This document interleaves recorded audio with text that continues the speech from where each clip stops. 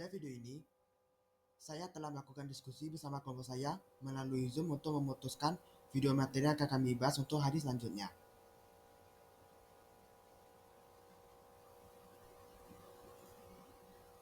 Ini adalah video YouTube yang kami sepakati, yaitu Praktikum Titasi Asam Basa, Praktikum Kimia kelas 11. Yang kemudian dilanjutkan dengan mencari jurnal bersama-sama yang berhubungan dengan video tersebut melalui ChatGPT. Setelah mendapatkan beberapa jurnal referensi dari ChatGPT, kami kemudian meminta kepada ChatGPT beberapa rumusan masalah yang berhubungan dengan beberapa jurnal referensi yang ditampilkan ChatGPT tersebut satu persatu, yang kemudian kami foto dan kirim gambar hasil dari pencarian kami melalui ChatGPT di dalam grup WhatsApp kelompok kami.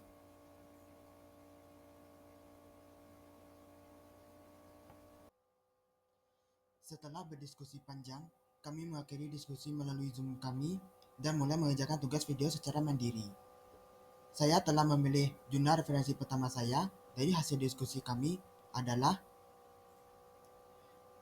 Potentiometric and pH-metric Studies of Paracetamol dengan peringkat Q1.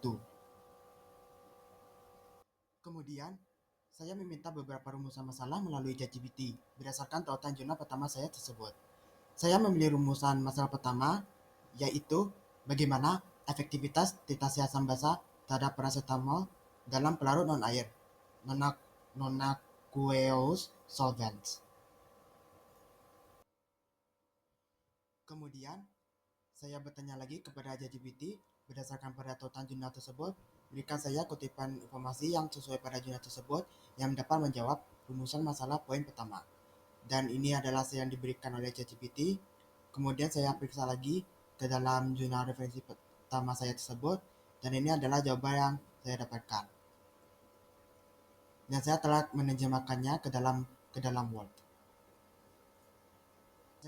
Paracetamol dapat dengan mudah dititasi dengan metode potentiometrik dalam media, bukan air seperti asam asetat, glasial dengan asam perklorat, dan dalam piridin, dimetilformamid, serta etanol dengan natrium ektoksida.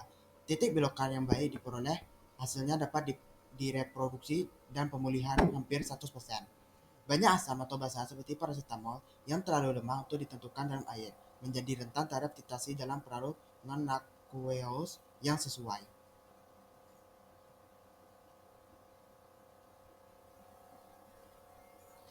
Titasi asam basa paracetamol cepat dan dapat direproduksi dan memungkinkan penentuannya dalam sampel medis. Sistem elektroda bervariasi tergantung pada pelarut yang digunakan.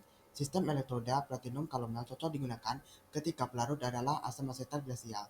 Dalam hal ini, asam perklorat dalam asam asetat glasial adalah titran. Sementara sistem elektroda kaca kalomel cocok digunakan ketika pelarut adalah piridin alkohol atau dimetilformamida. Titran terdiri dari natrium ektoksida dalam alkohol etil. Setelah itu, saya meminta ChatGPT untuk memberikan saya jurnal pembanding yang dapat melengkapi informasi tersebut. Dan jurnal yang saya pilih adalah Non-Aqueous Potentiometric Determination of Drugs Mefenamic Acid and Paracetamol Mefenamic Acid in Single and Double Component Pharmaceuticals. Ini adalah jurnal yang saya ambil dengan peringkat Q2. Setelah mendapatkan jurnal pembanding saya bertanya sekali lagi kepada ChatGPT berdasarkan tautan jurnal tersebut, pada kutipan informasi mana yang berdasarkan jurnal tersebut dapat menjawab pertanyaan bagaimana efektivitas titasi asam basa terhadap paracetamol dalam pelarut non-air. Dan ini adalah hasil yang ditampilkan oleh ChatGPT. Saya periksa lagi ke dalam jurnal pembanding saya ini, dan ini adalah hasil yang saya dapat dari jurnal pembanding saya. Kutipan ini saya telah terjemahkan dan terjemahannya telah saya masukkan ke dalam Word. Penentuan potensiometrik non-aquosa dari obat asam mefenamat dan paracetamol asam mefenamat telah dilakukan. Obat-obatan ini banyak digunakan dalam pengobatan baik sebagai komponen tunggal maupun dalam kombinasi dua. Pengaruh pelarut dan konsentrasi pada penentuan obat asam mefenamat serta penentuannya dalam tablet komponen tunggal dan tablet komponen ganda yang mengandung parasetamol telah dipelajari menggunakan pelarut isopropanol dan titan KOH dalam isopropanol. Obat-obatan asam parasetamol asam mefenamat ditentukan secara bersamaan dalam tablet komponen ganda dengan membedakan titasi potensiometrik. Titasi dilakukan menggunakan sepasang elektroda kaca dan elektroda kalomel jenuh. Metode ini ditemukan cukup sederhana, efisien, presisi, dan nyaman untuk pengujian tablet komponen tunggal dan ganda.